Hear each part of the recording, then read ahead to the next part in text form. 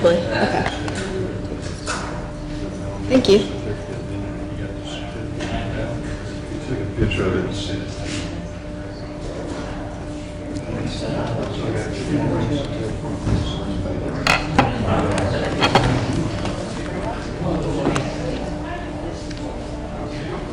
Do I have to minimize it?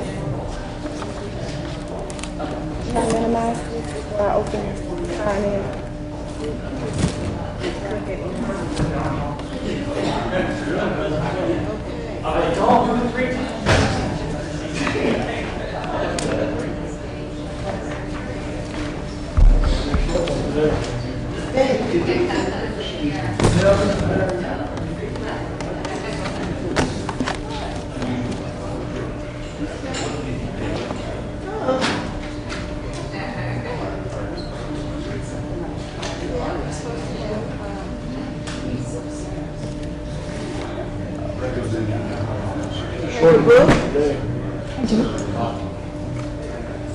I'm sorry? Oh, for this part? What are you doing? Signature sheet behind you. Have to read the Okay, box. thank you.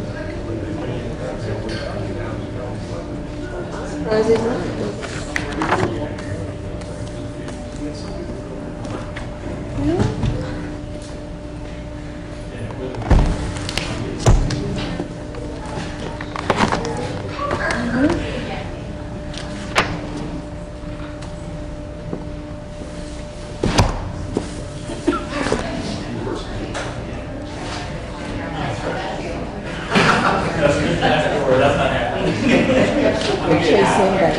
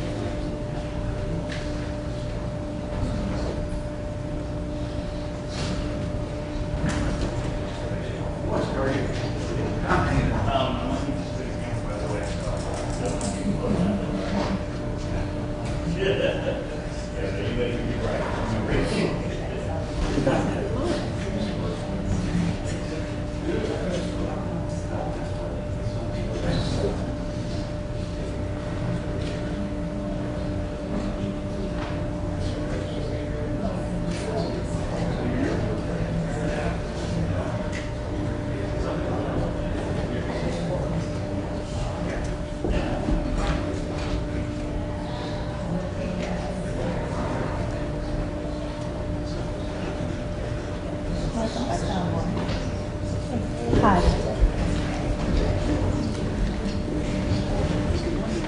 Good morning. Doing okay? I see she's cooking dishes, so I'm just.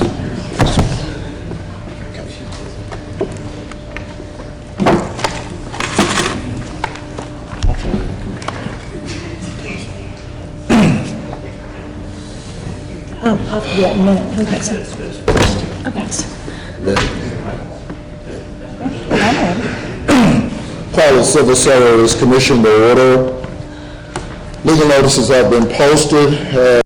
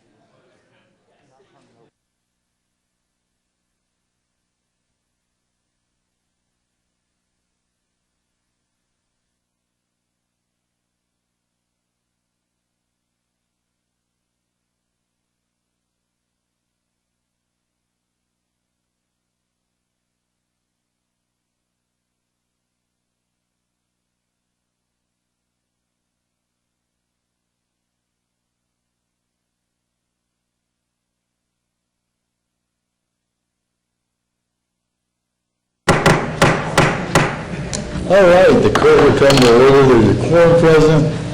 All our members are present. All of our notices have been duly posted, and the court's duly called. Is there a motion to open court? So moved. Second. All those in favor signify by saying aye. Aye. Aye. Beverly, please open court. All rise. The Dallas County Commissioners Court is now in session for the October 2014 term. The Honorable Judge Jenkins presiding. Please remain standing for the invocation. And our invocation today will be given by a guest, Commissioner Daniels. Good morning, and I'd like to welcome Rabbi Ilana Zoloni. And Rabbi Zoloni fell in love with conservative Judaism because of the relationship it weaves between tradition and change. She feels rooted in rituals and Jewish law, even as they constantly evolve to reflect the modern world. She finds the low level of American Jewry's engagement in traditional Judaism fascinating and sees it as an opportunity for new innovations, much like those that led to the beginning of the conservative movement. As the founder of conservative Judaism, Solomon Schechter said, the norm as well as the sanction of Judaism is the practice actually in vogue.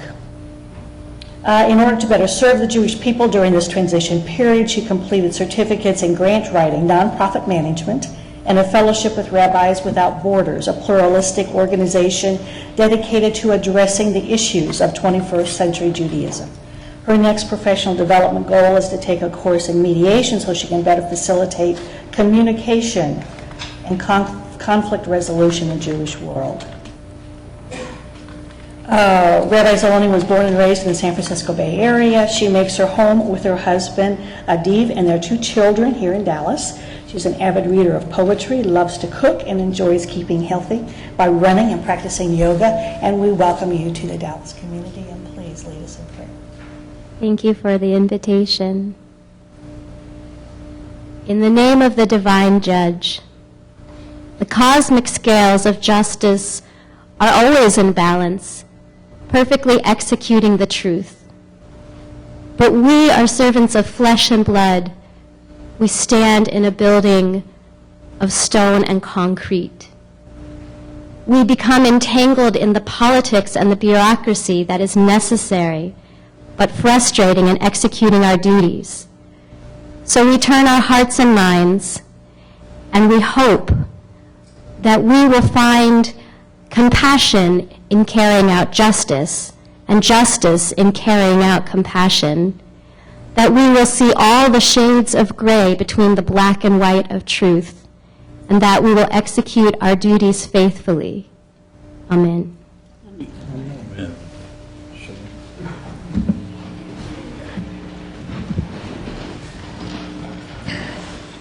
Oh, Johnny on the spot. Look out, man.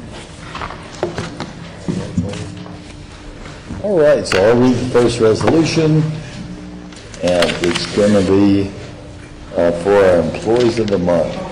So if you're an employee of the month, will you please come forward if you're here today?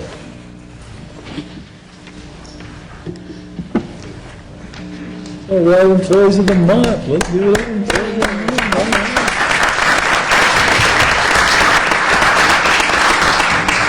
All right, and there is, and you know, y'all are awesome, and we got some great employees, and here's some of them right here.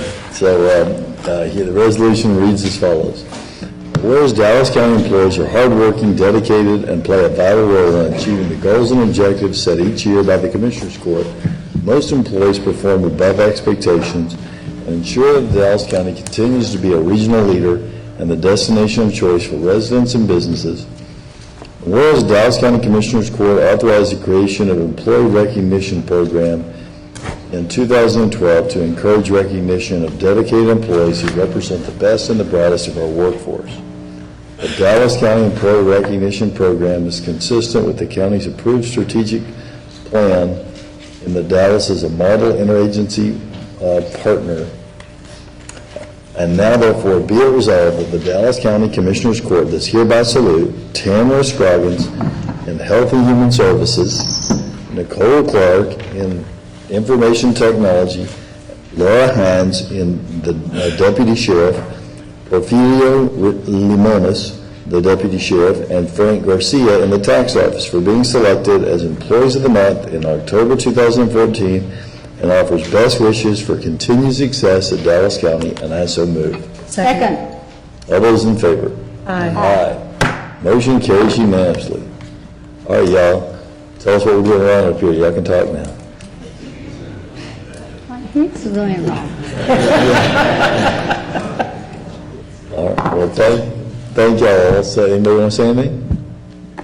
Thank y'all, sir.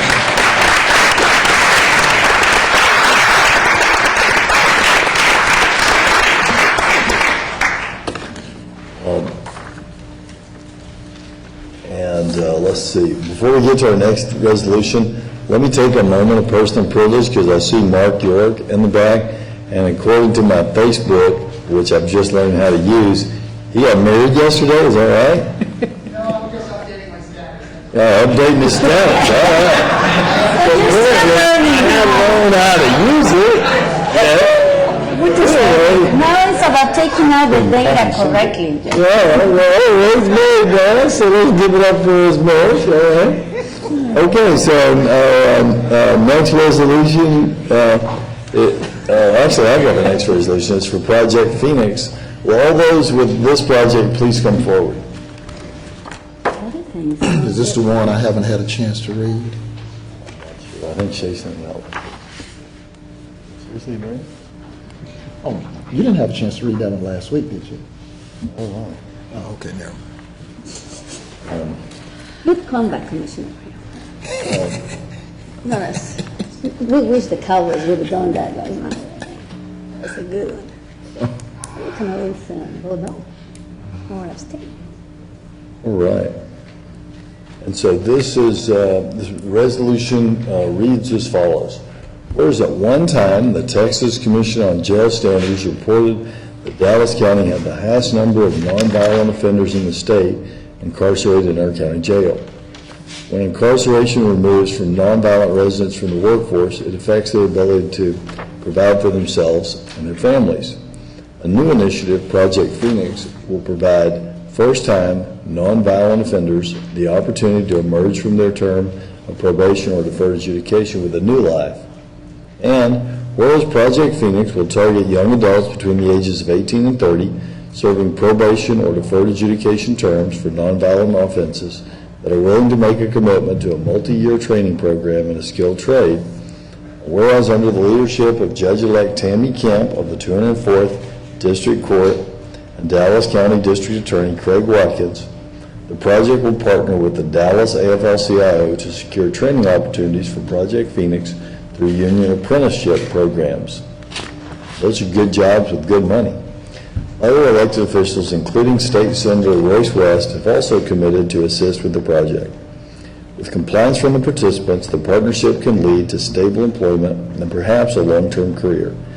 Whereas Project Phoenix will be instrumental in changing the trajectory of young probationers who may lack the necessary job skills to find employment in order to begin the arduous journey of rebuilding their lives to become productive, respected, gainfully employed members of society. A positive work history will be the most significant factor in determining compliance with the probation requirements and possible record expunction. And whereas the partners in Project Phoenix have also engaged the services of the Workforce Solutions Greater Dallas to facilitate work readiness for each participant to access aptitude and job readiness skills by evaluating the need for support services including transportation and child care, and ongoing counseling to assist in a mutually beneficial success for the participants and for society. Now therefore be it resolved that the Dallas County Commissioners Court does hereby support Project Phoenix and congratulate the partners and agencies for collaborating to develop programs to reward positive behavior and assist with transition into the workforce and society, and I so move. Second. All those in favor signify by saying aye. Aye. Aye. All right. You want me to abstain? You want to abstain? I get a chance to read it. Okay, well, we'll put you down as abstain if you like that. Would y'all like to come forward? Judge, pull the mic up. Pull the mic up. One way or the other for her. Unlike some people, I'm going to vote. Well, Judge. Thank you, thank you. My name is Tammy Kemp. I am currently a prosecutor in the DA's office supervising family violence and child abuse.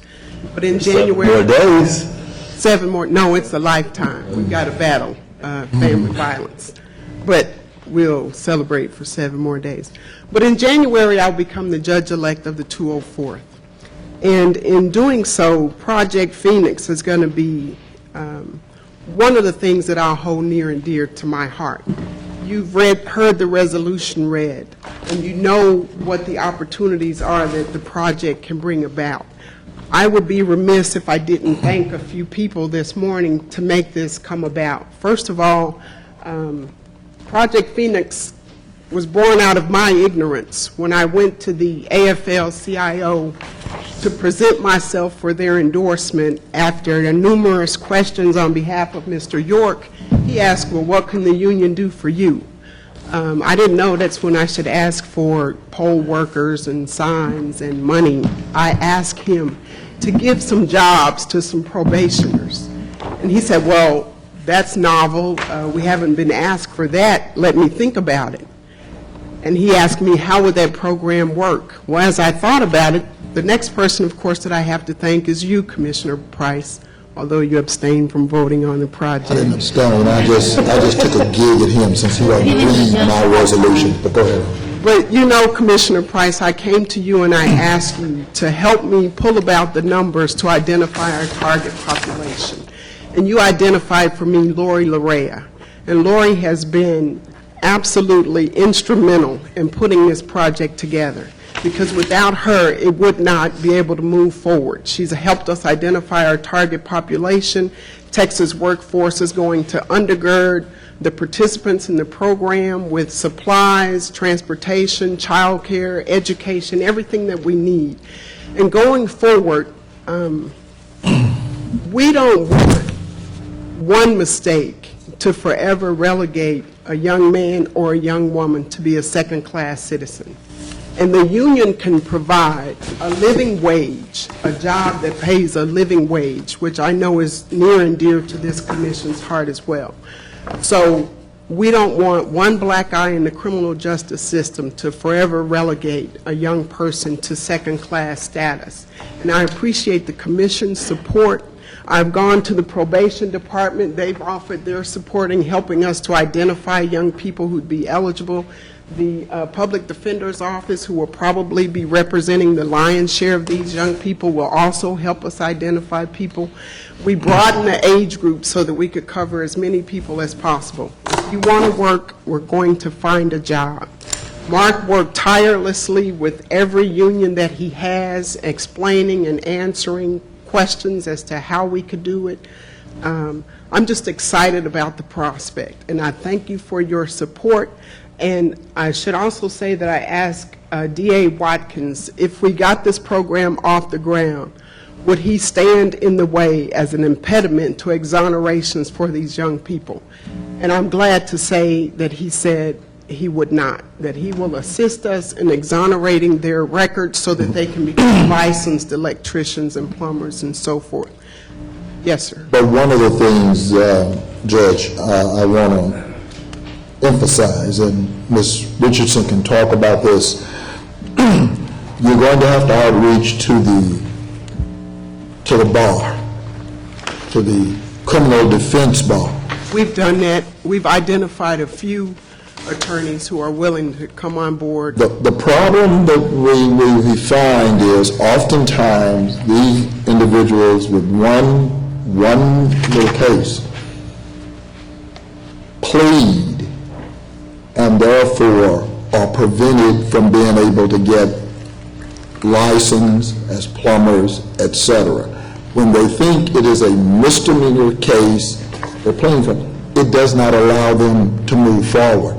And until we get that kind of outreach from defense bar, and I've been able to refer a number of them to the public defender's office, they plan on something like a criminal trespass. They may have been scalping tickets, but all of a sudden, he is no longer eligible to get his license from the state as a master plumber. That's why I've spent all of last week going from court to court, trying to educate the judiciary and to get them on board. And everyone that I've been able to speak with thus far has signed on to the Phoenix Project, including Judge Snipes, who's here. He's excited to help, and he's not even going to be in office. Hopefully, he'll be a visiting judge for me. But everyone is excited about restoring a sense of work ethic, a pride in workmanship, a new sense of hope for young people. And Lynn and I, or excuse me, Ms. Richardson and I will continue to educate the defense bar. I plan to go to the Dallas Black Defense Attorneys, to the Dallas Bar Association. We want to make them aware.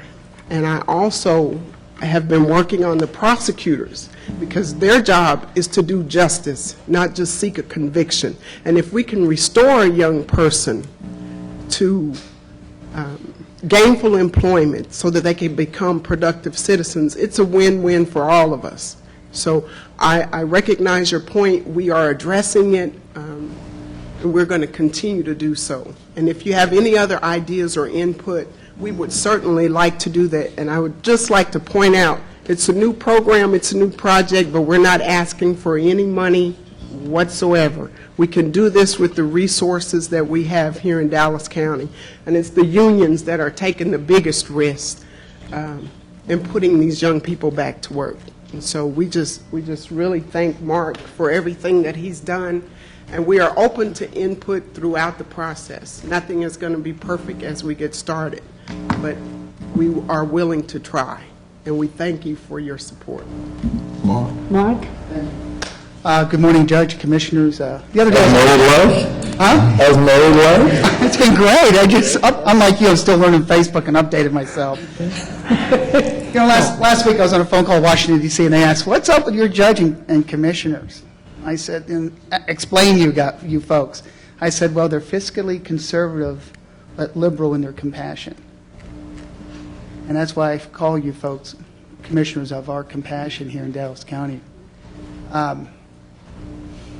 What were you thinking? How many times have I told my kid that? Cantrells weren't raised like that. But all too often, that singular one mistake puts them in the pipeline for poverty. Good kids that we've known. Everybody knows one kid. And that's what this program's for. We can't fix people that have been broken all their lives. But I can help fix. We can help fix, not me, we.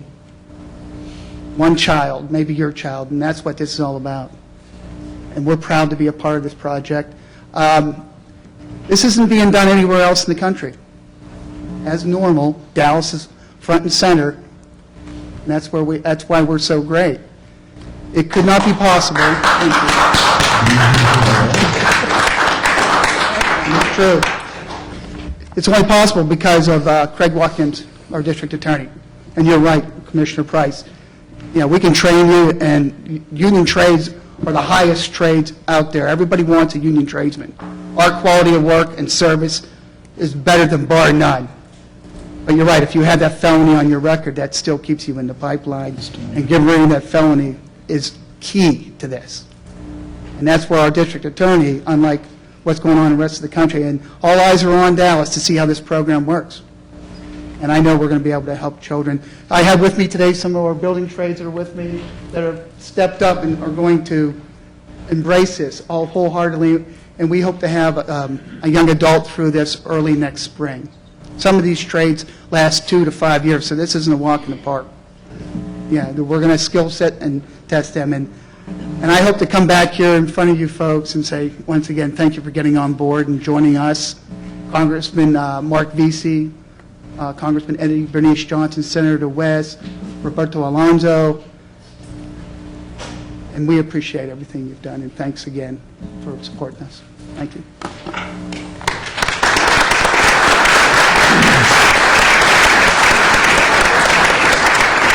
Since we're just talking about an offshoot of a similar kind of project on yesterday, they'll be officially coming forward within the next 60 days. The Dallas County Juvenile Department, with its multiplicity of programs such as the Esteem Court, such as the only male diversion court in the country, with its mental illness court, with its multiplicity of programs. On yesterday, we were notified that Dr. Tony Fabello is going to state that Dallas County, in terms of its juvenile department, has the best recidivism rate in the state of Texas, and has for the past 3 years. So I want to say to the department, to Dr. Smith and her staff, the past 3 years, Dallas County, in terms of it. So what that basically means to those who are streaming, I forget about that until somebody reminds me, what that basically means, that young people who run a buttress the system don't return within it. Dr. Smith.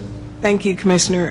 Just a point of clarification, we had the best recidivism rates for 1 year when they measured it, and for 3 years out of kids across the state. So we're very pleased with that report. We will continue to lower that, because the less kids we have in our system, the opportunities like what they're doing with Judge Kemp and Phoenix Project, our kids won't have records either. So if we can keep them out of the system, keep them from returning, it's better for everyone. So thank you very much for that. Hey, Dr. Smith, what does 3 correspond with? When did you get here? The year is 2009, 2010, 2011, and 2012. So I was there for 2 of the years, and Mr. Griffiths was here for 2 of the years. I'm just thinking you've been here about 3 years. It'll be 4 in January, but yes, thank you, Judge. All right, well, we got the next resolution is Commissioner Daniel. Thank you very much. In addition to the mosaic that is Dallas County, would like to invite Gay Donnell and Nikki Benecki to come forward to participate in this next resolution, which is related to Arlington Hall. And then whereas Arlington Hall was designed by noted Dallas architect Mark Lemon as a 2/3 scale replica of the Custis Lee Mansion, Lee's home in Arlington, Virginia. And whereas the building was a joint project of Dallas Southern Memorial Association, the City of Dallas, and the Works Progress Administration, Arlington Hall was formally dedicated on October 24th, 1939. And whereas during World War II, Arlington Hall was a magnet for social and cultural activities. It not only served as a location for USO dances and Red Cross meetings, but also hosted debutante presentations and wartime weddings. Whereas by the late 1980s, years of constant use had taken a toll on Arlington Hall. Groups of citizens who cared about the Arlington Hall and Lee Park forged a coalition which led to the formation of the Lee Park and Arlington Hall Conservancy. And whereas the mission of the Conservancy is continued preservation and enhancement of Arlington Hall and the park ground on both sides of Turtle Creek, and whereas the Conservancy, through public and private donors, secured the funds needed for renovation, construction closed the hall from 2001 during the winter of 2003. The official rededication of Arlington Hall in Lee Park took place in January 2004. And whereas as Arlington Hall's graceful beauty has attracted citizens of Dallas from its earliest days, we look forward to enjoying another 75 years and beyond. It is now therefore resolved that the Dallas County Commissioner Court does hereby recognize Arlington Hall, a place where Dallas County residents and visitors will continue to make cherished memories for years to come, and I so move. Second. All those in favor? Aye. Aye. Any opposed? Motion carries unanimously. It's with great pride and happiness in seeing both Gay and Nikki here to talk just a moment about Dallas is an incredibly rich community with all kinds of things going on, watching our kids, working with our kids, but then also looking at the other parts of our lives. And the quality of life is enhanced through organizations and places like Lee Park and Arlington Hall. So thank you very much for all the work that you've done and for coming this morning to talk a little bit about the 75th anniversary celebration. I guess I get to go first because ours is the oldest group.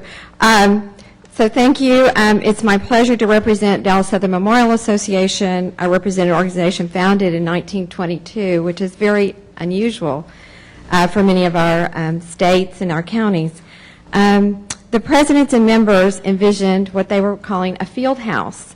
And I have to say, what they envisioned was, as opposed to just a field house for athletics, was a beautiful place of Dallas architecture and history. When they hired Mark Lemon and they built Arlington Hall. When I hear a 91-year-old, and I just heard one the other day, talk about her prom and her school dances, what I realize is there's much significance in the memories created at Arlington Hall every day, from weddings to parties to school dances. As founding members of the Lee Park and Arlington Hall Conservancy, we are pleased to continue our relationship with Arlington Hall. So thank you. Thank you, Nikki. I appreciate that resolution and talking about 1939 to 2014. I want to tell you where we want to go for the next 75 years. The Lee Park and Arlington Hall Conservancy 3 weeks ago, in conjunction with Friends of the Katy Trail, City of Dallas, and Citizens of Dallas, with $523,000 in bond funds, as well as a private donation from the Snyder Foundation of $1.2 million, opened a link between the Katy Trail and Lee Park. This is, it took a slope of the Katy Trail that was impassable and overgrown and carved out space for a galvanized steel 400-foot-long ramp made of materials similar to what you might find at the High Line in Manhattan, and we created a park experience. This is something in the heart of the city. It's open to all citizens of Dallas and Dallas County.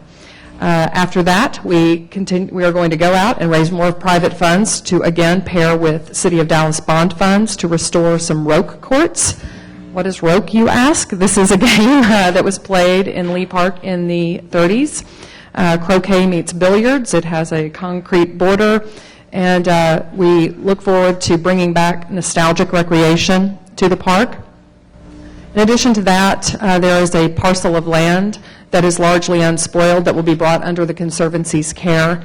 We are basically going to be growing the size of Dallas's Central Park by about 24%, which is meaningful to all the citizens of the county. This will be the undevelopment. It will be an accessible urban micro-wilderness. And this is something, again, we're going to look for private donors on, the City of Dallas's commitment, and at this point, we'd really like to involve the county as well. Because what this will do is bring accessibility and connectivity, not only in our immediate footprint of Uptown and Oak Lawn and Turtle Creek, but something that will help us connect to trails and the vision of trails throughout Dallas County. And in elevating the consciousness of this kind of nature in the heart of the city with tens of thousands of people in these vertical communities all around it, we hope to inspire people to push out to the borders of Dallas County and go and explore what we have to offer in the way of natural resources there. So we thank you so much for honoring Arlington Hall today, and look forward to your involvement and everyone's involvement in coming to visit Lee Park and taking in the beauty that exists there. Thank you. Thank you very, very much. It's another treasure, definitely, that has shown what it can be for the whole Dallas area in the past, but then also going forward to increase those the networking and the connectivity with all of the trails and all of the park systems in our county. So thank you very much for what you've done. And not only that, you know, what it brings to the community as a whole. You know, I remember when it was rededicated in 2003. It was a big ceremony. It really has come up to be what everybody expected in the community. A place where a lot of events take place today. I've been a judge in several of the pet contests as well. So it's just, like Commissioner Daniel said, it's what it has been, but it's what it's going to be. What, we're really looking forward. And I love your vision for the next 75 years. Exciting. And not to mention, what we already know, beautiful architecture, a beautiful place for the community, and events that still today take place that bring everybody in Dallas together. And that's, a result. And that's what we need to focus on. What it's going to mean to Turtle Creek, to Hall Street, to Lemon Street, to that whole area, and to connect it with the rest of Dallas County. So I know that that Public Works is looking forward to seeing what we can do, and I also know that the Trails are looking forward to seeing what we can do in partnership with other entities within the county. Thank you very much. Appreciate you.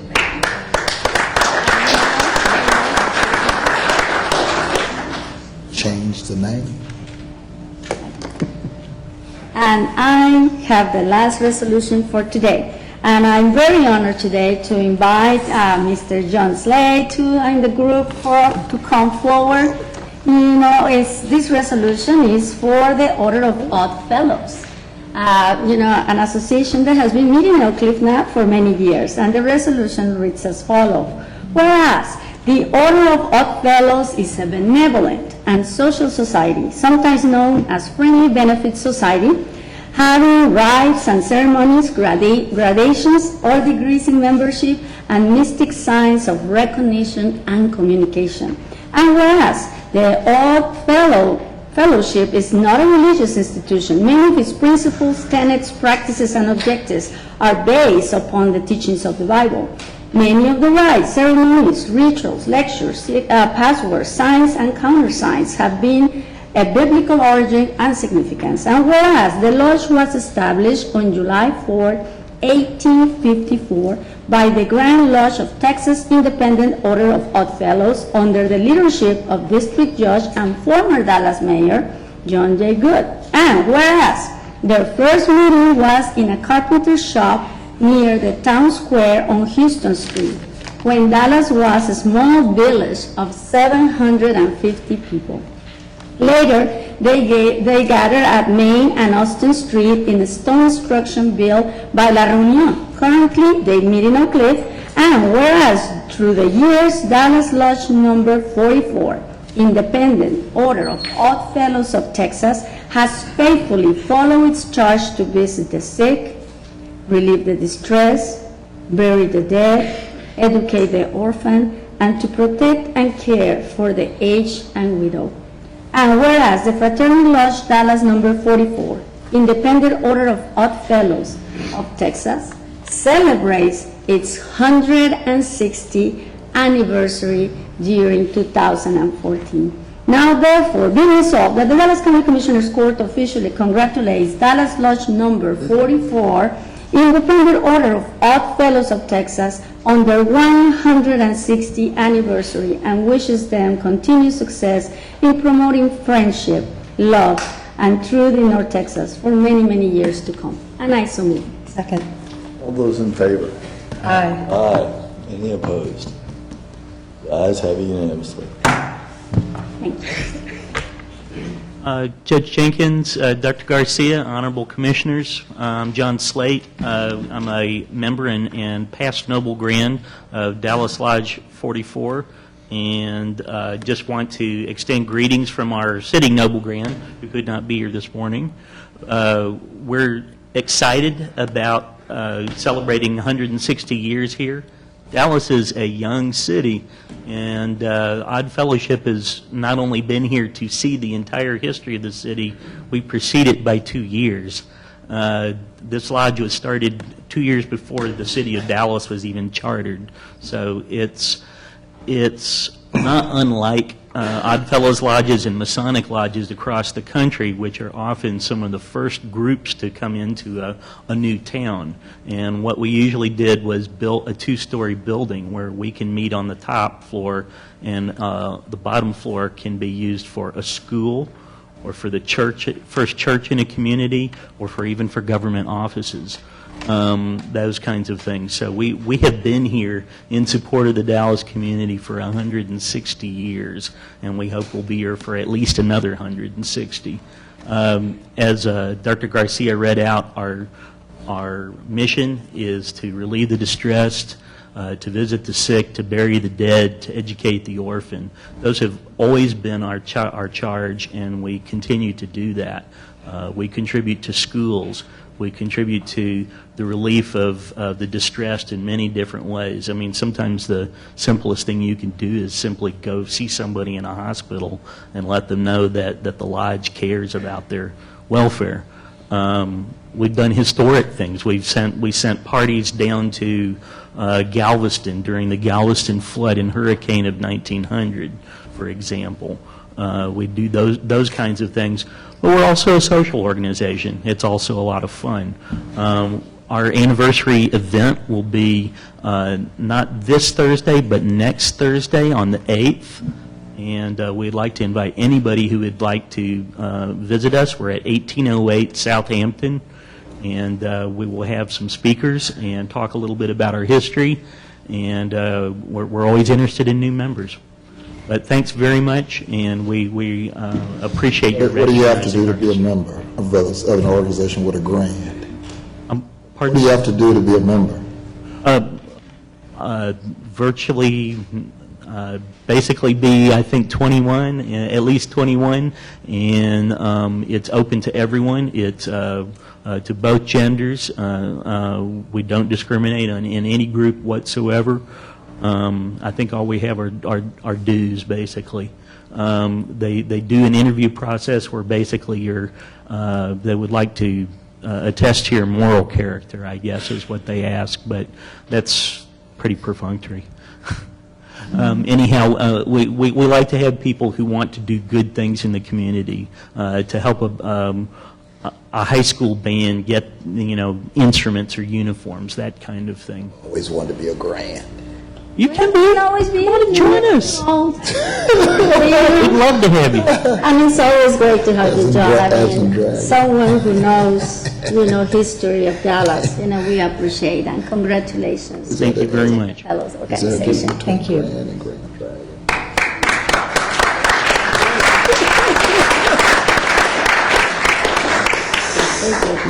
These guys are good. Okay. And our next item is the consent agenda. Is there a motion on the consent agenda? So moved. Second. Any payments? All those in favor signify by saying aye. Aye. Any opposed? Motion carries unanimously. Our next, Hold it. get it? You're gonna let her have the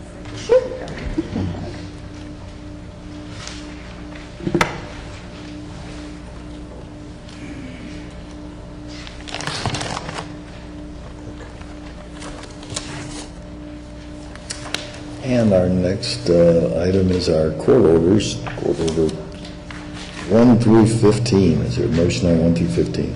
I-1 through 15. I-1 through 15. Move approval. Second. And is there any discussion? All right. All those in favor signify by saying aye. Aye. Any opposed? None. Sherman is abstaining on 9. Motion's carried unanimously. You cannot do that, you have to pull it. No, you got to pull it. Pulled, all right. Okay. We're gonna second. We can't just show somebody abstaining. Okay, well, let's do it over then. I'm going to move 1 through, okay. Yeah, you have to say it before, Judge, because she has to pull that item so we can vote on 2 different items.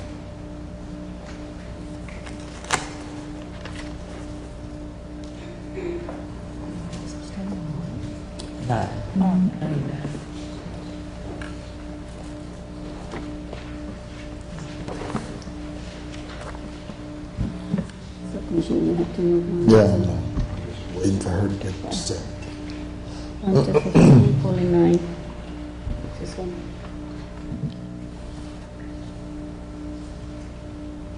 Okay. Okay. Motion. I Commissioner did. Price. Second by Commissioner Dan. All those in favor signify by saying aye. Aye. Aye. Any opposed? Motion carries unanimously. Court order 9 is before us. Move. Is there a second? Second.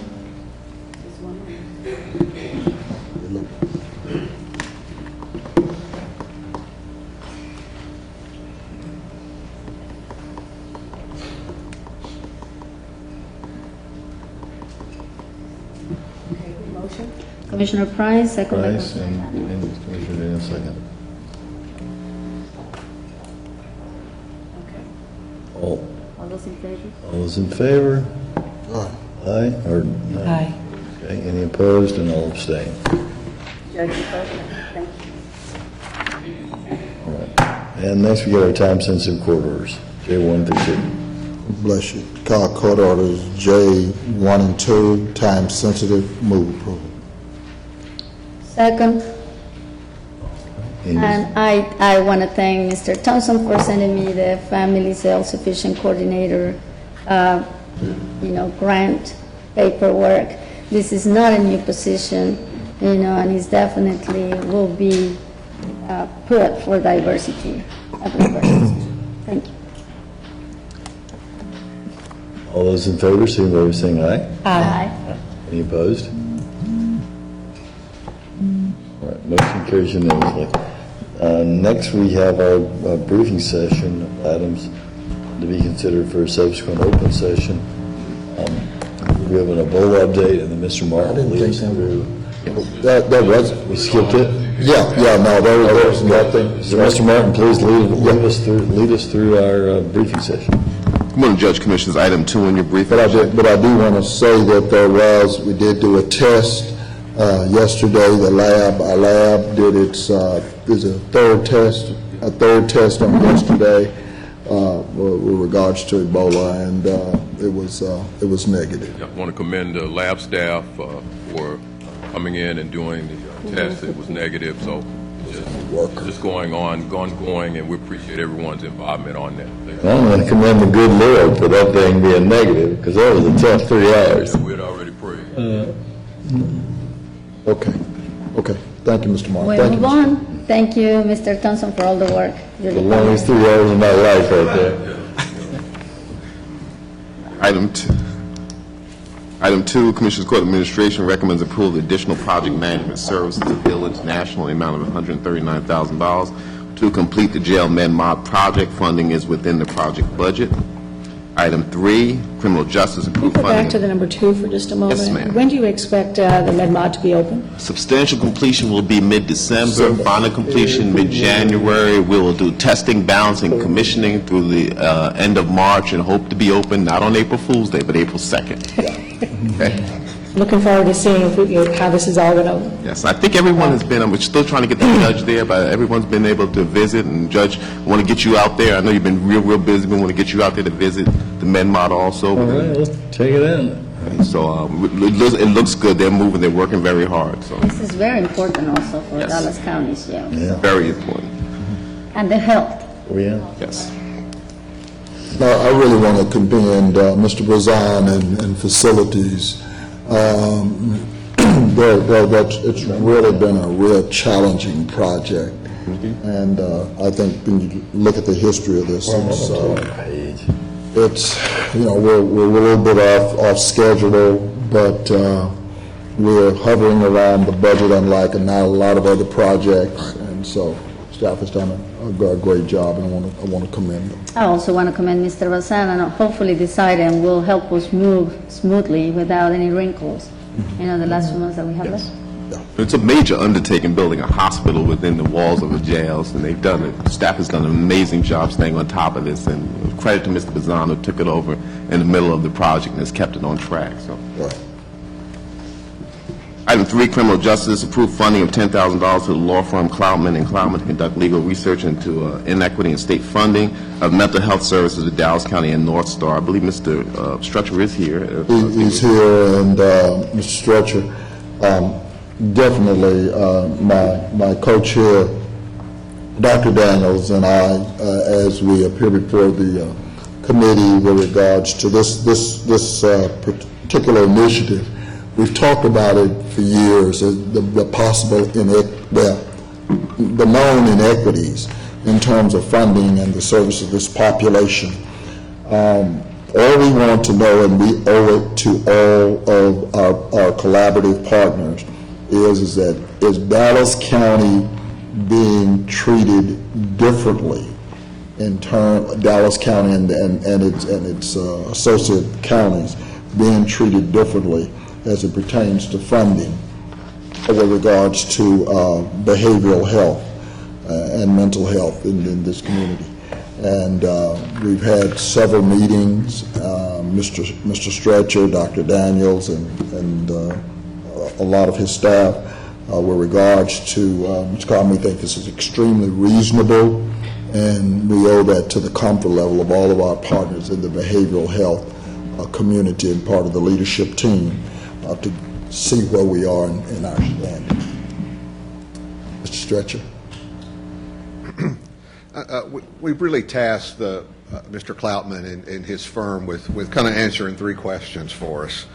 Look at the statutory provisions related to how mental health funds are to be allocated and make a determination. Have the state agencies follow those funding requirements and mechanisms.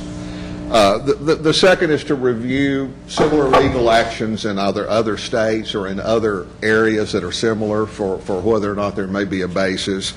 And the third is to really focus on the statutory provisions for mental health authorities and whether or not there may be some statutory changes that would allow us to meet the local goals we have of maximizing our funding and having more local control. We feel very strongly this will support the resolution you approved last week around the North Star system and the redesign efforts. We'll keep you very, very informed as this moves through. We'll itemize everything that's done and look to have something back to the court in the 90-day range. This is not a prolonged, extended situation. It's to give us a roadmap for is there a way to move forward, and if so, then we have to decide what next steps. We'd like to just augment this a little bit, and this was not a step that was taken very lightly. This is after much discussion of trying absolutely every other avenue to explore ways that our area can compete fairly with the rest of the state and provide the services that need to be provided here. But it was not done lightly. It's a last step kind of effort. But we did, I think, found somebody who's very competent in this area who can help us to explore and see where we might want to go. If it's the last kind of effort, well, hey, we go through the last kind of effort. Now, would it be something new? Would it be something that we use? I hope that the local control issue of the 3 points that you mentioned, Mr. Stretcher, is the most important one. Because the reality of the other two, we know the answers. Are we treated different? Yes. Can we do something? Probably not. Can we have more local control and be a better provider? That's the important part. For me, and as a last kind of effort, I agree that we owe it to our partners. It might be in our last leg, but hey, we'll see what we can do. Mr. Stretcher, I'm sure that you've thought of the issue, with regards to Sunset. Oh, yes, sir. That's the great This could be just the ammunition that's needed in order to do away with North Star. I'm just saying. I mean, I'm sure you've looked at all aspects of where this thing could lead, and the providers have also looked at that. Well, you mean if we follow Sunset? I mean that's what Sunset is all about. I'm saying that this is setting up the stage for a lawsuit against the state. Okay. Well, it could be, Commissioner, but again, as far as we're kind of, and of course you've read the Sunset proviso. I mean, it's basically sine die as far as it's already. So I mean, it's kind of like what do we lose? Do we stand here and allow ourselves to get devoured, or do we go forward into the landscape and get devoured? I think that we owe it. To this region. Since 1999, the state said this is going to be an experiment. In 1999, we've been standing up with the experiment each year, even though we've seen reduced funding. Funding has, I think, reduced by at least probably 30 to 40% since 1999. We were going to be an experiment, and here we are in 2014. And then we turn around and we get this Sunset report that basically says they don't work. We should basically go. But I'm not sure that there is the fear that we're going to kill North Star. I think, first of all, we want to provide the services that we need to provide for those with mental health needs in Dallas County. That's And what whether it you says. call it North Star, whether you call it something else, however it is configured, we want to be able to compete with the rest of the state and provide those services. So I think that it's still just looking forward to see, okay, what are our options on whatever kinds of resources that we have to be able to provide those services. Mr. Cantrell, I hear your concern. Always, it is a difficult step when you start throwing shots at agencies that provide a lot of your funding. It is my analysis that our relationship with the state cannot get any much worse than it is right The bottom line is this, it's being sunsetted because other counties do not want North Star. But they never wanted North Star. That's exactly right. We pushed for them to get North Star so that we can equalize the funding. Well, we push for them to get North Star because we think that we have a model that has shown that we don't have a waiting list, that, that we are servicing a population. You serve more people with less money. That's Therefore, we ought to be able to get some of their money to equalize what, I understand, but, okay. I mean, y'all are more intimately involved in it and understand it. No, and we understand, but as one of the good books says, like I said, we either stand here and perish or we go forward. And I think at this particular point, they've said, we think you guys should perish. We're saying at least we're going to at least make that step to go forward. Well, And hopefully, the reason I want to vote for this item is that they bring something to the table that we don't know. I mean, that's my only hope on this, because overall, like everybody here already said, we've been a pilot, we tested to be positive, doing more with less money, but then the Sunset Commission thinks that We should go away.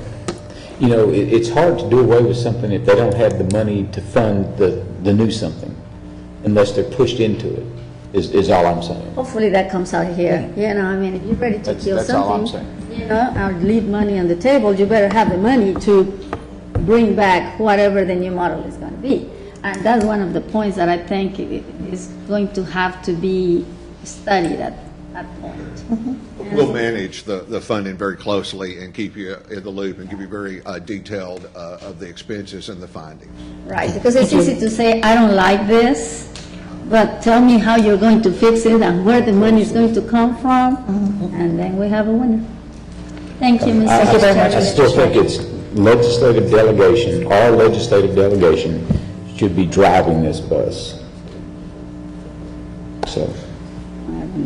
Thank you. Thank you, Mr. Stretcher. I really appreciate your help. We're definitely on board.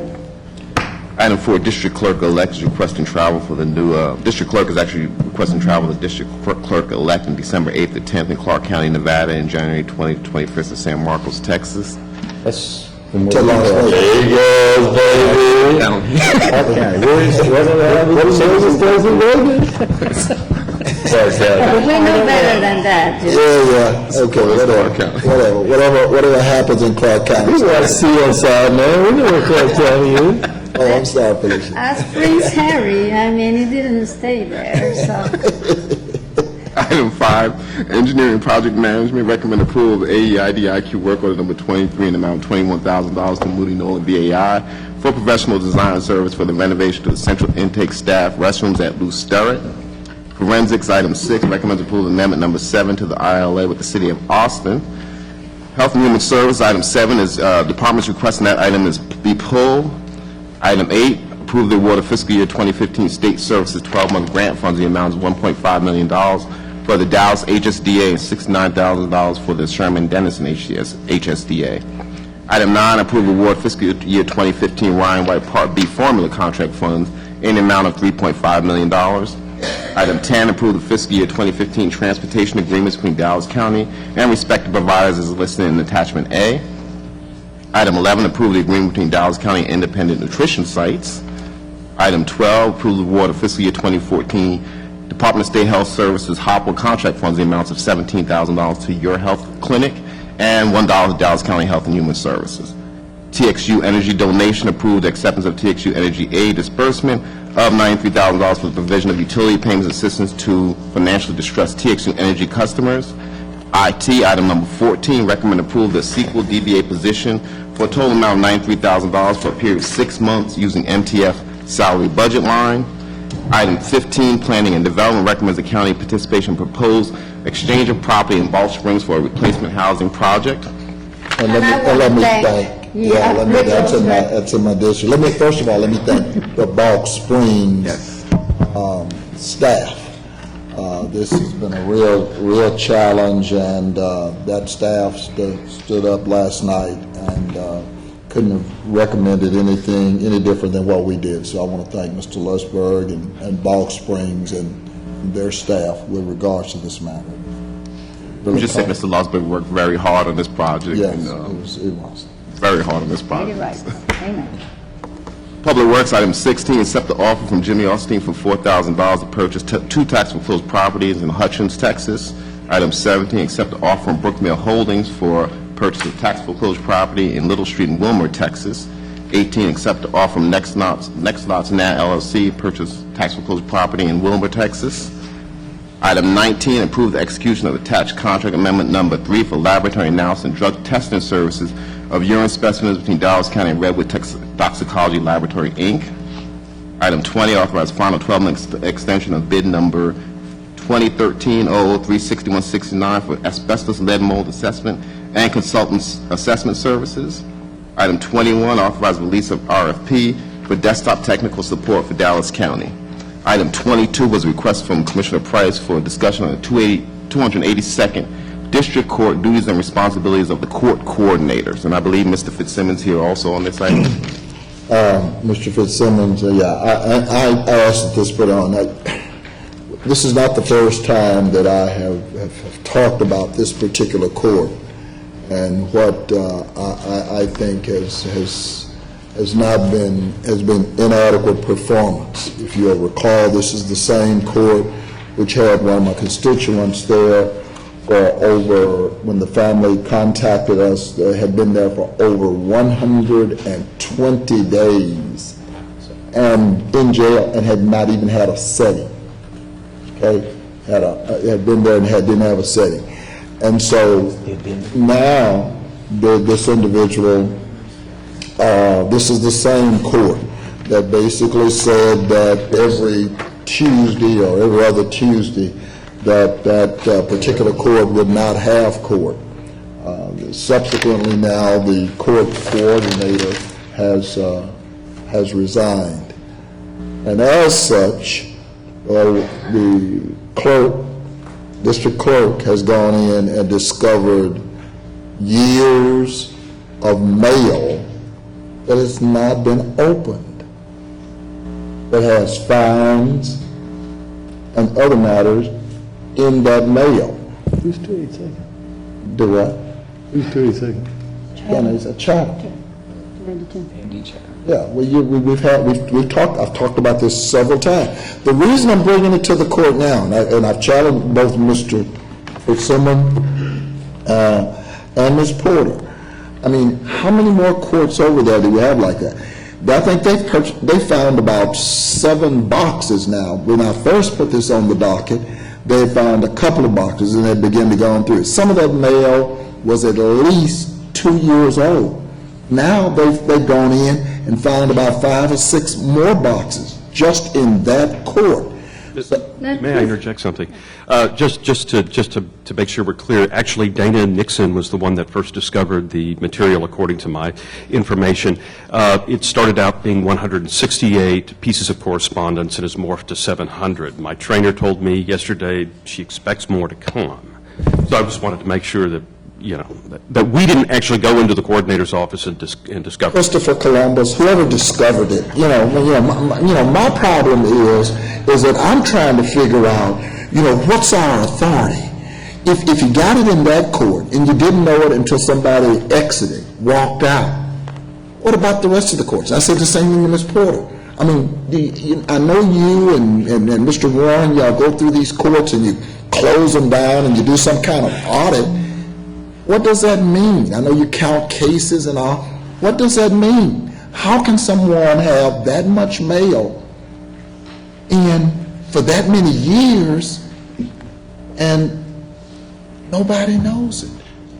You know, and how do we go forward checking the other courts as those individuals exit? So how do we get a heads up? What are the options on oversight? That would actually not be a question for the district clerk's office. I do not manage the court administrators. They do. There is a court administration function out there. The commissioners do pay for it. They do have staff to oversee the coordinators. There actually is a job description, although I don't know if any of the judges are aware of it. It's a fairly comprehensive document. It does provide for a degree of oversight, general oversight over the coordinators as a whole. And this would actually be an issue for court administration to determine. I think that, I've expressed this to Commissioner Price in the past. The Commissioners Court itself does have legislative authority over its power, by virtue of its power over the budget. That's how you get independent elected officials like me to do what you want me to do, to conform to the best interests of the public. And that is something that I think this court should be looking at in terms of, we have an agenda. We want more administration, more oversight than this. Then it's really up to, I think, this court to insist that the Board of District Judges actually do what they say they're going to do in the job description when they created the coordinator system to begin with. But Ms. Porter, look, I mean, at the road and bridge, y'all come out and count gravel. I mean, we get, parts. I mean, they go through our parts department. We get a list. Do you have any gravel missing? Yeah. We do estimate the. Yeah, but I mean, I'm serious. But the auditor does all of that. I mean, the parts, the gravel. I mean, everything. How do we get into the courts? Now, see, when we had a JP court like that, we dealt with them. We dealt with those JP. Exactly right. Yeah, we had the authority. We could file on them. But with these district courts, how do we get in to find out what's going on? I mean, do y'all not audit them? I mean, what? Part of the question, as Mr. Fitzsimmons is saying, it's people and processes. We can track the processes on a system, whether it's manual or a technical system, only if the data is entered into it. So on these cases, the information that was not remitted properly, there's no way of us knowing whether it was there. We needed a more robust court system, that's correct. That would let us know if cases are outstanding. But in this type of system, the outstanding is very high. It's about a 10% payment rate on these cases. So to know that we've got some significant receivables outstanding and the reason for them is just extremely difficult. Well, I notice in the cases of some JPs, I mean, chances are if they're money orders and all, they're stale dated, couple of years, and I guess I need to know what you need, first of all, just to deal with that one court, and again, how do we, at this point, reach into those other courts as they go and new judges come on board, how are they going to know what they're inheriting? Do confirmations in JP courts, which are a better response rate. You can do confirmations on the felony courts too. It's the individuals that the auditor's sending a notice out saying, we've reviewed your case file, there is no payment noted on it, please respond. The response rate in the felony courts is just very low, so to know that a payment was made or not is hard to follow up. We do open the files in the JP courts. We have found, as you said, checks or money orders in there. And checks are stale dated. There's no collection on that. A money order, over time, they lose their value, and those are sheeted to the state. So, yes, that's lost money to the county. Well, but when you say that, we need a most robust system, you're talking about auditing system, correct? We're talking about a court system, and the court system requires someone to enter data to it. And a more robust system is helpful, but if the data is not entered, if the files are not open, if the information is not routed to the district clerk or the coordinator themselves, enter it, again, Well, ultimately, the judge is responsible for for that coordinator, and I would think that if you put them under an affidavit and have the judge and the court coordinator sign an affidavit biannually or whatever it is, under the penalty of perjury, that there are no unworked cases sitting in a file somewhere or sitting in a box somewhere that hasn't been inputted. You can allow a certain range, 10 to 20 days, I don't know, whatever is an acceptable range, but, like Gary said in the emails that he sent to us, this affects probation cases that need dismissals and whether or not you complied, not to mention all the payment history involved in those cases. But I think an affidavit under the penalty of perjury that the judge and the clerk, the coordinator ought to have to sign. Because otherwise, you're not going to find it. Because they're going to stick it in a box, you're going to put it in the closet. There's nothing that Virginia can do to find that. Well, and also, first of all, I don't know if that means you need more assistance to go in there and try to go through all of those. Well, you got to search the premises, and then hopefully you can take it, put it in the car, or take it home. We've heard, and we've heard cases. Absolutely. Yeah, we've heard cases like that in civil service. We have. You're exactly right. So I guess that's what I'm trying to figure out. I mean, are we at their behest in terms of? I mean, we've heard those cases in civil service where chiefs have taken files home, and so we've had to go and try to recover. So I guess you're Mr. Clay, you're Miss Auditor. I'm looking for answers. Well, I think Commissioner Cantrell's idea of an affidavit is the first step. There are things that we can do. Mr. Fitzsimmons, what do you think? I have recommended to this Commissioners Court in the past an executive session, and I've done so publicly, that I felt that the Board of District Judges should be mandamused in order to create the rules that they're required to do under statute. They have staff attorneys, some of which are here today, that may perhaps could speak to why they don't have administrative rules and why they're not compliant with statute. The problem here is that I can't get the judges to act as a group.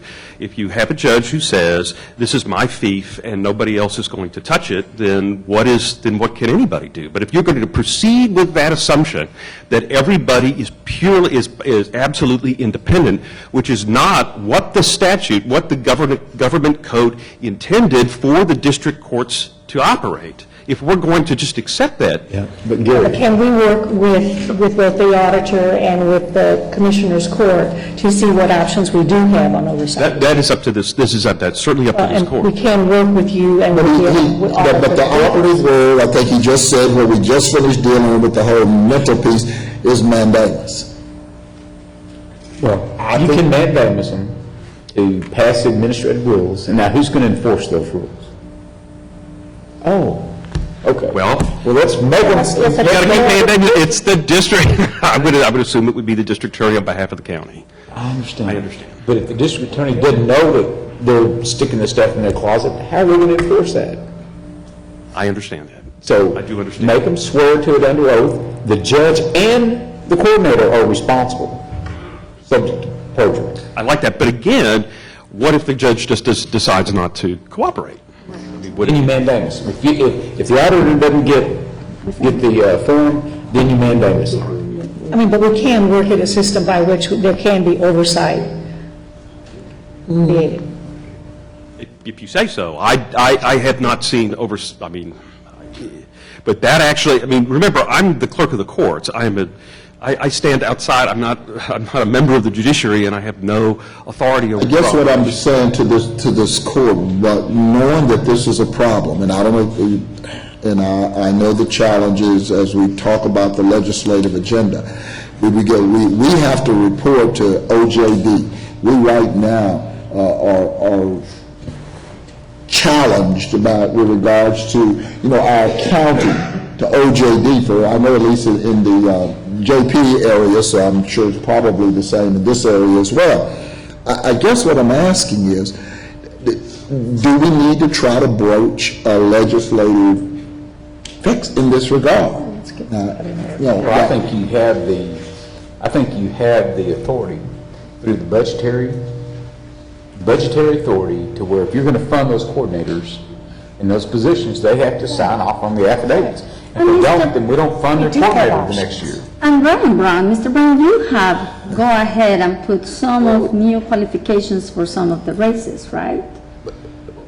There was discussion concerning doing that, but at the end, there was nothing that was done other than the existing. Exactly, and the PSP, you know, the salary plan, the salary plan, see, you know, I hear all of that, and so what you're basically, we're here with our hands down. We can talk about that budget leverage if we want to. They can sign any affidavit, but if they walk, Well, but they cannot. and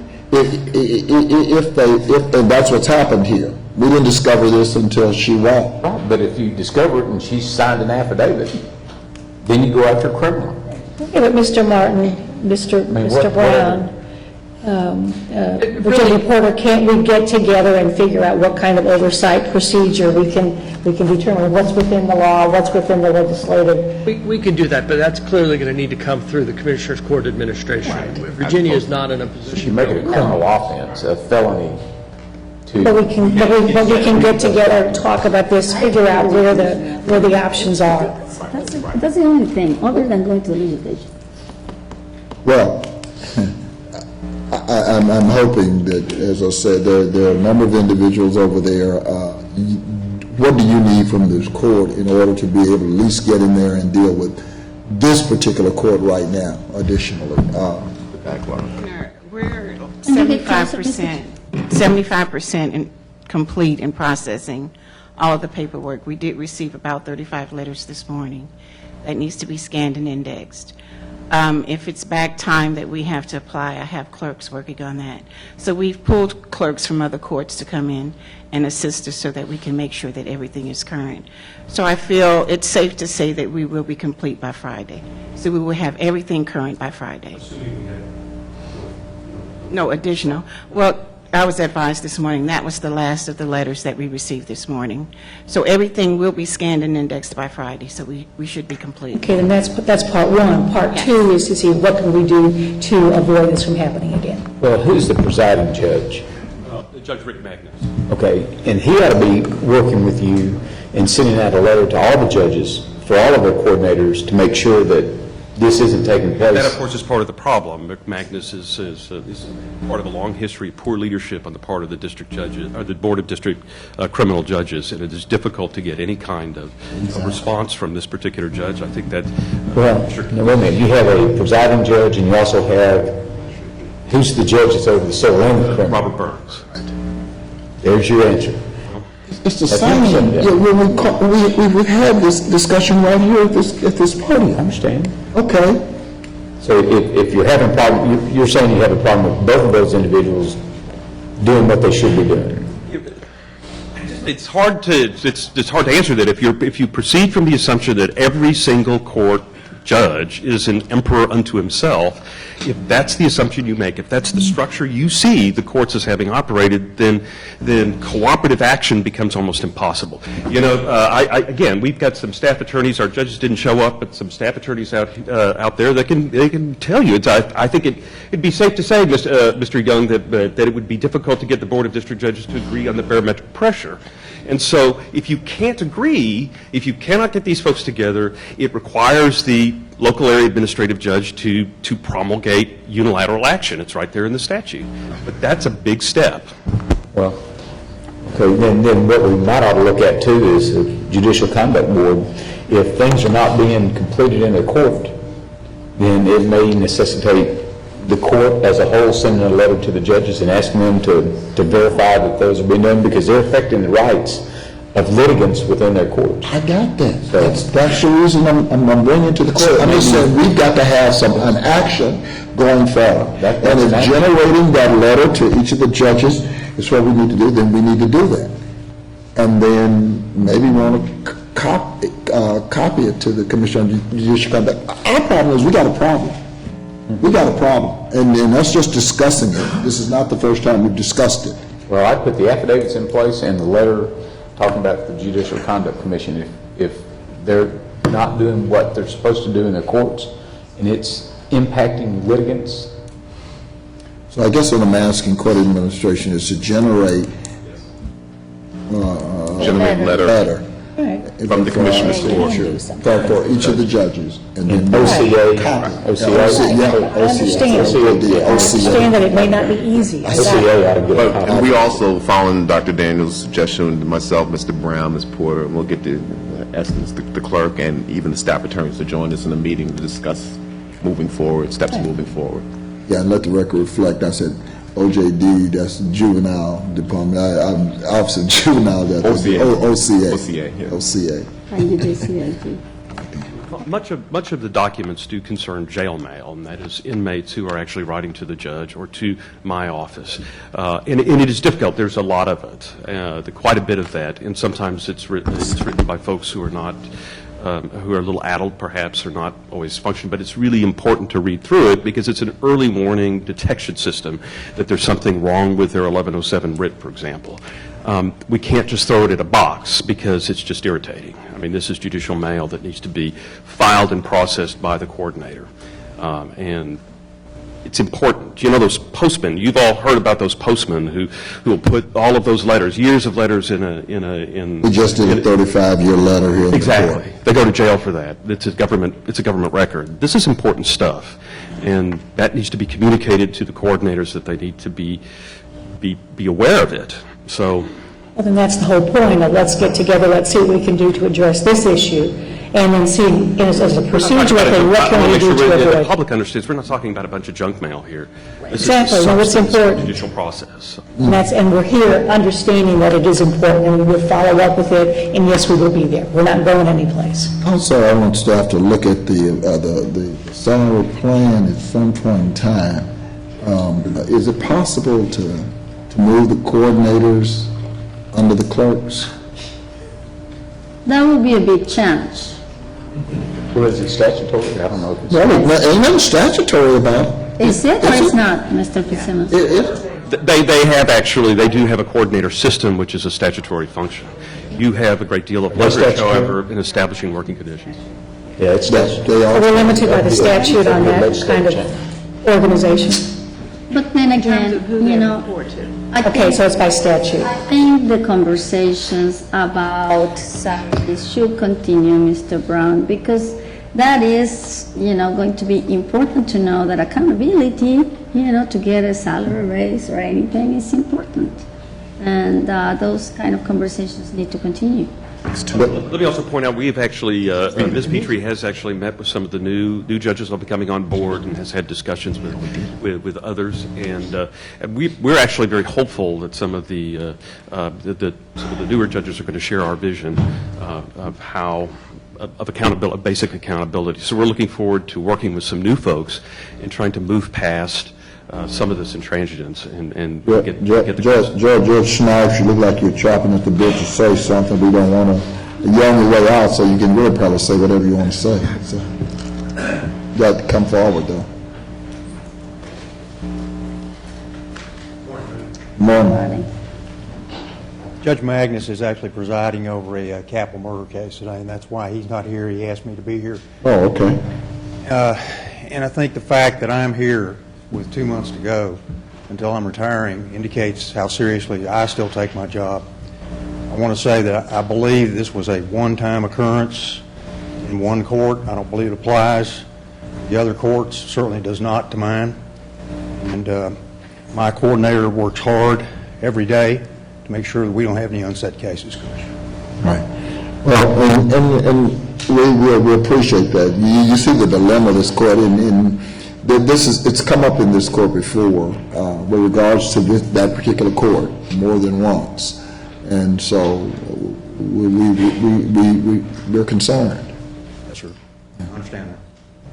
So you think your colleagues would be acceptable to a court letter from this court asking them to peer and to assure us that there's nothing? Yes, sir, I believe so. Thank you very much for coming forward. Thank you, Judge. Just a reminder, it takes agreement from both parties to open up the judicial salary plan, so... Well, and it has happened, so. No, it hasn't. It's never happened. They won't agree. Judge, that It doesn't concludes mean your... it can't be done, though, right? Does not mean it can't be done, with agreement. I understand. I do understand. That raised because they were going to man down. Judge, that concludes your briefing agenda. You have one speaker list. We have a couple of bring-ups. Yes, on miscellaneous, I'd like to pull facilities management number C, that was the rental of refrigerated trailers. We're going to take a look at whether or not we can purchase them for a similar cost. And facilities management number D, which was building a bed bug eradication building. CSCD would like an opportunity to look at that solution further. And also the Jude Village has an increase on the previous bid for Yes. the, generator. Right. Correct, that's So the, that went up by $40,000? Yeah, Okay.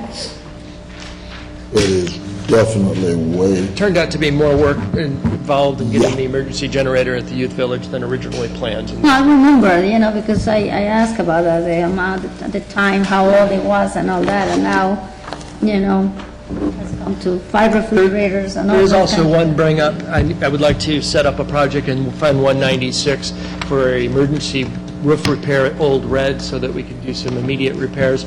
And there will be a much larger project to replace Old Red roof that will also come forward. We are in the process of trying to determine what type of roofing we'll have to put up there. $4 million, the minimum. I've got Rick Lussberg working with the historical. Amazing. Thank you, Mr. Mark. Can't wait. Material could be important. Judge, that concludes your briefing agenda. All right, we have one speaker. Can the bailiff please read the rules of decorum for the public speaker? All Commissioner Court attendees are hereby advised that this meeting is conducted in accordance with the provisions of the Dallas County Code, Section 74 and 71. Visitors and registered speakers are to preserve order and decorum at all times. Personal, profane, or slanderous remarks are not appropriate and will not be allowed at any time during this public meeting.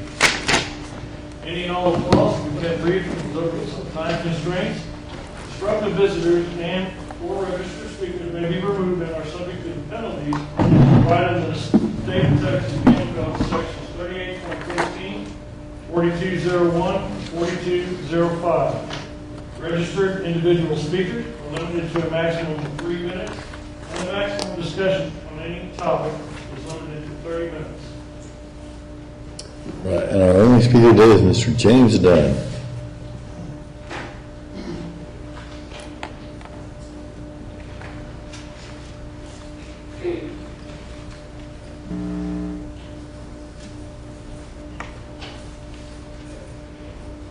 Good morning, Judge Jenkins and Commissioners Court. The last time I came here to address this court, I was in a wheelchair trying to recuperate from the autoimmune disease Guillain-Barré. And from June 2013 until, January 2013 till June 2014, I was admitted to 6 hospitals and 5 different nursing homes. So it was quite a scary time. But the time I was here was in December 2013. I came here because Justice of the Peace Thomas Jones had issued an illegal eviction order to me, ordering that I vacate my home. Now, this thing was worse than anything Charles Rose ever did. He issued the order on December 22nd, 2013. A fake will that I am still fighting in court with my attorney, Debbie Cunningham, was not approved by probate court until the January 17th, 2014. That means that I was ordered out of my home about a month before it was legal to do so. I had worked 6 months to pay, 6 jobs to pay for that house for my parents. Teaching school, managing a Mexican restaurant full-time while I was teaching school, all kinds of things. But when I addressed this court, both you, Mr. Jenkins, and you, Mr. Price, this is on your own video recording, you said that your attorney would call me. No one ever called. The illegal eviction proceeded. As a man who has has served as a delegate to numerous state Democratic conventions and the 1996 Republican convention, and put $6,800 of my own money into helping defeat the Dallas City Council proposal to shorten police sick leave to 6 months from a year, I thought I deserved better. My paid-for home was emptied of everything that I owned. As a man with multiple college degrees, I owned quite a bit of stuff. If I ever get healthy again, I can get the stuff back, but I can't get the one thing back. What I can't get back are my 6 beautiful Labrador retrievers. You see, the suddenness of the eviction did not leave Lab Rescue time enough to come to my house and get the dogs. My 6 dogs, the mother, Gabrielle Giffords Morgan, who I found on a January day, the same day that the Arizona Congresswoman was shot, and her sons, Jake, Buddy, Mr. Winky, Spot the dog, and the Reverend Al Green, were all taken from me. You see, I had to call Animal Services to come get my dogs. Those 5 sons had been born into my hands. They were my sons. Those sons, with their closed eyes, no teeth, were the cutest things in the world when they were born. I loved them to death. Spot the dog had a congenital disease and curvature of the spine. His fur didn't grow all over his body. He was ugly as sin. Nobody wanted him. I loved him. The other dog, the Reverend Al Green, was autistic. He had canine autism. The Reverend Al Green ran from the people from Animal Services, and they never caught him. I was ordered to leave the house illegally. That night, Sir? I'm sure starving. You're out of time. So go ahead and finish your I thought. need to finish this. May I finish it? It'll be one. Go ahead and 30 finish your thought. Okay. Starving, thirsty, frightened, as the county threw me out of my house with sought housing for those who crossed our borders illegally. That night, that 1-year-old puppy, the Reverend Al Green, froze to death. The Reverend Al Green died because of an illegal eviction that, but for a phone call, could have been stopped. Throughout the world, Dallas County is known as a place of callous. Yeah. For my sake and the Reverend Al Green's sake, let's do better. Thank you, sir. All right, so this concludes our public speaking, and we're now going to recess for our closed session as authorized by Chapter 551 of the Texas Government Code as previously posted. Any action as a result of the closed session will take place in a subsequent open session, and we'll begin the closed session in 1 minute.